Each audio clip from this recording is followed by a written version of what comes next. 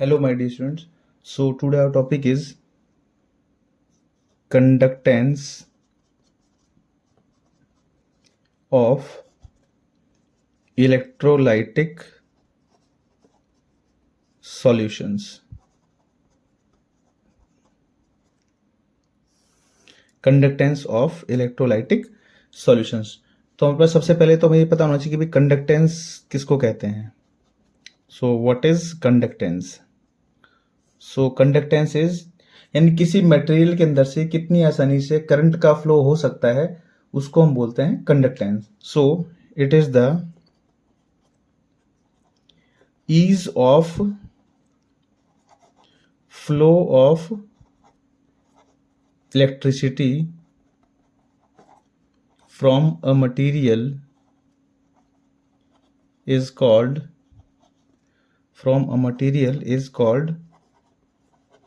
conductance। यानी किसी मटेरियल के अंदर से कितनी आसानी से करंट का फ्लो हो सकता है, उसको हम कहते हैं कंडक्टेंस। सो आप देखिएगा यहाँ पर हमारे पास इन मेटल्स, यानी मेटल्स के अंदर जो कंडक्टेंस होती है, the conductance in metals is due to movement of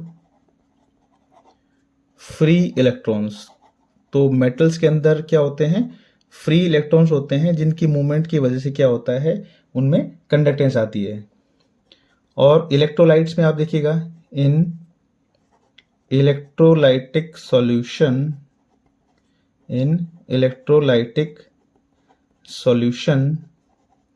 the conductance is due to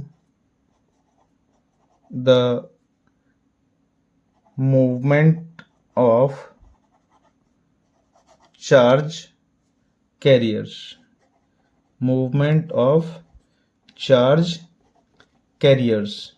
so charge carriers का मतलब होता है, इलेक्ट्रोलाइटिक सॉल्यूशन में हमारे पास क्या होते हैं, पॉजिटिव एंड नेगेटिव आयंस।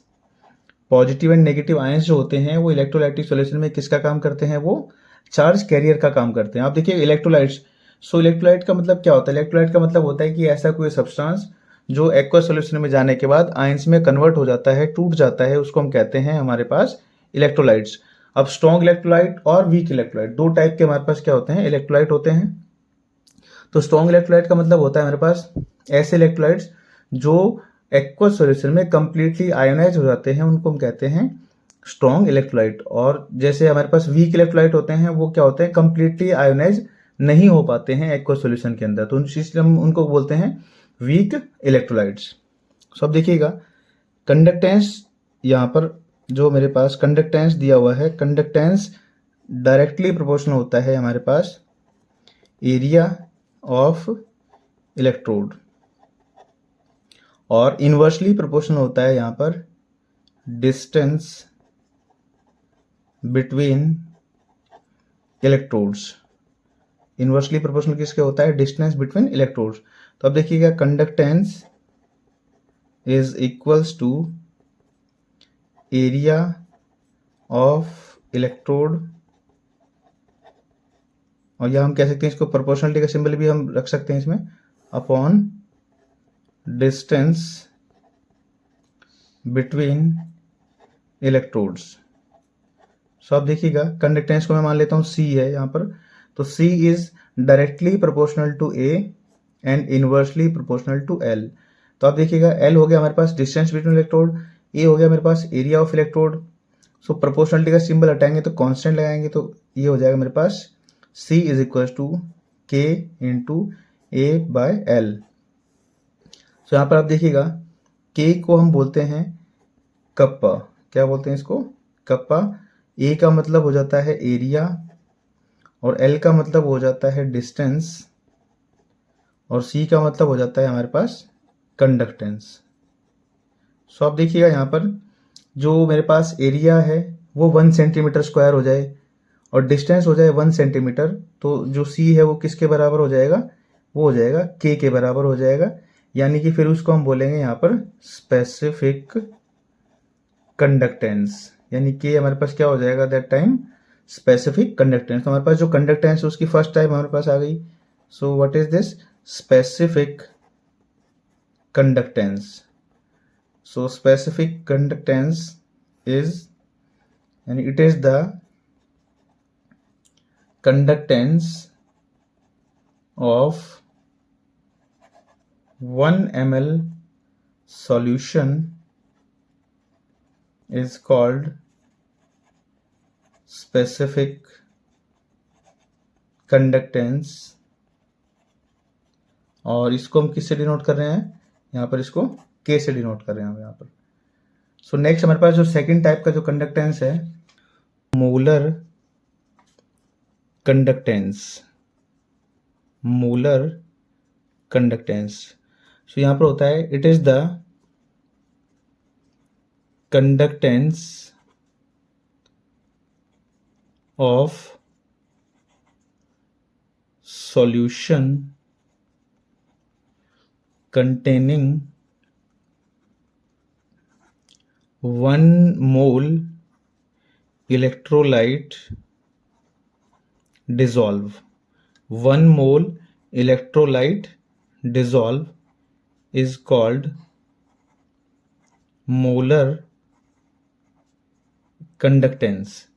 यानी जिस सॉल्यूशन के अंदर 1 मोल इलेक्ट्रोलाइट डिसॉल्व है उस कंडक्टेंस को हम बोलते हैं मोलर कंडक्टेंस। तो यहाँ पर हमारे पास फॉर्मूला हो जाता है del M C is equals to K into 1000 upon molarity.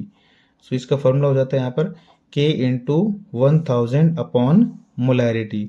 So del M C का मतलब क्या हो जाता है? Molar conductance. मोलैरिटी आपको पता है concentration in terms of mole पर लीटर, और के यहाँ पर हो जाता है स्पेसिफिक कंडक्टेंस। सो इसी तरीके से यहाँ पर हमारे पास आता है थर्ड कंडक्टेंस आता है equivalent conductance. Equivalent conductance. So it is the conductance of solution containing 1 equivalent of electrolyte dissolve is called equivalent conductance. So अब देखिए इसका फॉर्मूला क्या हो जाएगा मेरे पास, del E Q is equal to K into 1000 upon normality. K into 1000 upon normality. So अब देखिएगा यहाँ पर हमारे पास 3 तरह की कंडक्टेंस हो गई। एक स्पेसिफिक कंडक्टेंस, एक हो गई हमारे पास मोलर कंडक्टेंस, और एक हो गया मेरे पास इक्विवेलेंट कंडक्टेंस। सो फोर्थ हमारे पास आता है यहाँ पर cell constant. Cell constant. So यहाँ पर जो हमने अभी इक्विवेलेंट कंडक्टेंस पढ़ा है, तो डेल ई क्यू का मतलब क्या होता है बेटा? Equivalent conductance. नॉर्मेलिटी हमारे पास क्या होता है कि number of gram equivalents of solute present in 1 litre of solution. So K हो जाएगा मेरे पास specific conductance. So cell constant is nothing but it is the ratio of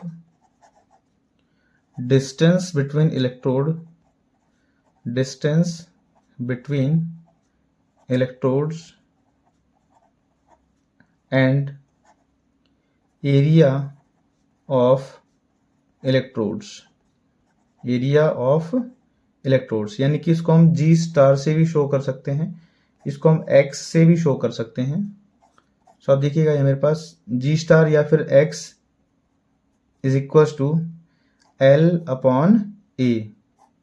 यानी मेरे पास L हो गया यहाँ पर डिस्टेंस, और A हो जाएगा मेरे पास area of electrode.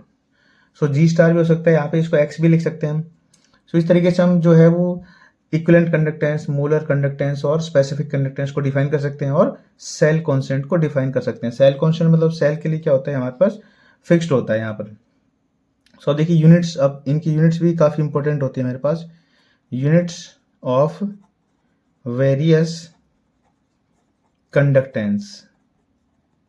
So unit में अगर हम देखें हमारे पास, तो हमारे पास यहाँ पर जो पहला है कंडक्टेंस।